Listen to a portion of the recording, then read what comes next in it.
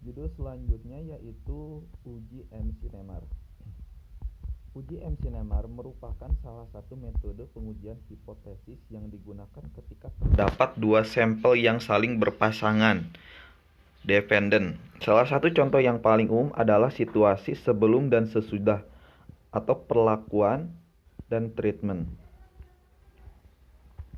Sampel bisa saja dipilih dengan subjek yang berbeda yang memiliki karakteristik yang mirip dengan syarat sampel harus diambil secara acak.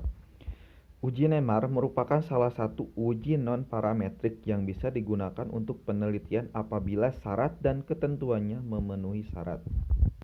Kegunaannya dapat digunakan untuk rancangan pre dan post test di mana setiap individu digunakan sebagai pengontrol dirinya sendiri.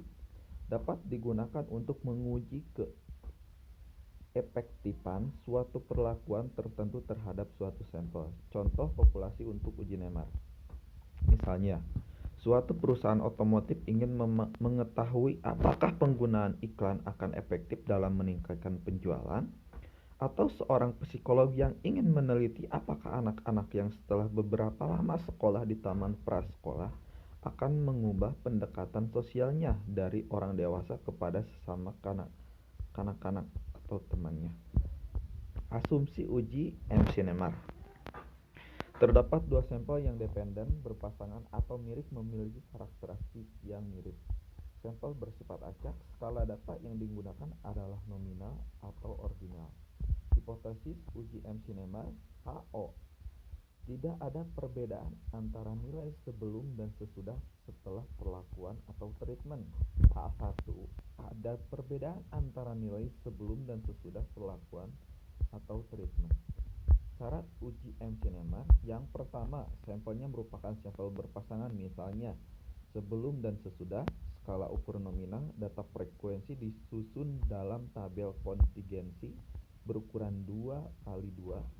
Statistik uji NEMAR. Untuk menguji signifikansi setiap perubahan yang diobservasi dengan metode ini, kita perlu membentuk suatu tabel frekuensi yang berbentuk segi empat. Aturan penyusunan tabel. Nah, seperti ini ya teman-teman. Ini kategori sel A, kategori sel B, kategori sel C, kategori sel D. Dari negatif menjadi positif, dari seperti ini bisa kita baca. Ya.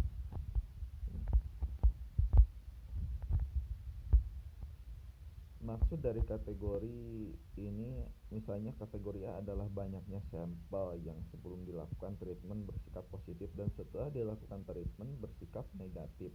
Untuk kategori B adalah banyaknya sampel yang sebelum dilakukan treatment bersifat positif dan setelah treatment masih tetap positif. Karena A plus D menunjukkan jumlah total individu yang berubah, maka tengah A plus D adalah frekuensi yang diharapkan berada di bawah HO. Ini uji rumusnya. Rumus uji MC-NEMAR seperti ini.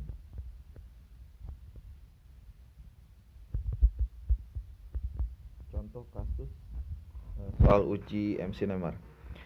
Suatu perusahaan ingin mengetahui pengaruh iklan yang diberikan dalam suatu pertandingan olahraga terhadap nilai penjualan barangnya. Dalam penelitian ini digunakan sampel yang diambil secara acak sebanyak 200 orang. Sebelum iklan diberikan, terdapat 50 orang yang membeli barang tersebut dan 150 orang tidak membeli.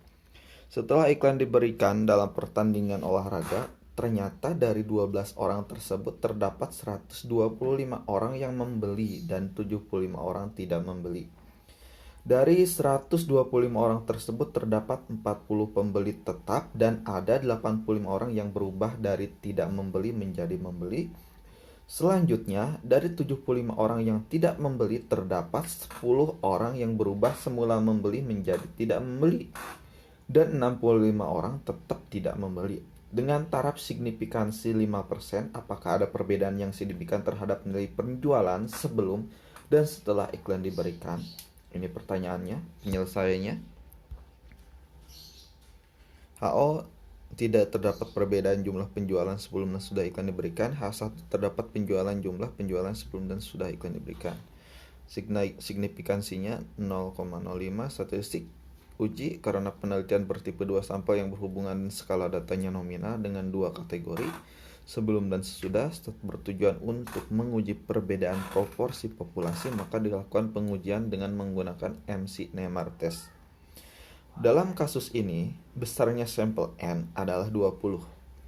Banyak orang yang berubah dari membeli ke tidak membeli sebanyak 10 orang, yang berubah dari tidak membeli ke membeli sebanyak 85 orang. Sebanyak 65 orang tidak berubah, yaitu tetap tidak membeli, sedangkan 40 orang tidak berubah, yaitu tetap membeli. Dari tabel C diperoleh daerah kritis untuk taraf signifikansi 0,05 dengan DF1 adalah 3,84.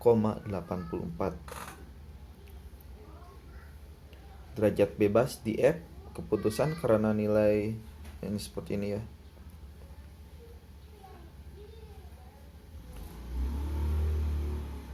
Kesimpulannya, berdasarkan data sampel yang ada dengan tingkat signifikansi 5%, dapat dinyatakan bahwa terdapat cukup bukti untuk menyatakan bahwa terdapat perbedaan yang nyata antara proporsi penjualan sebelum dan sesudah iklan diberikan.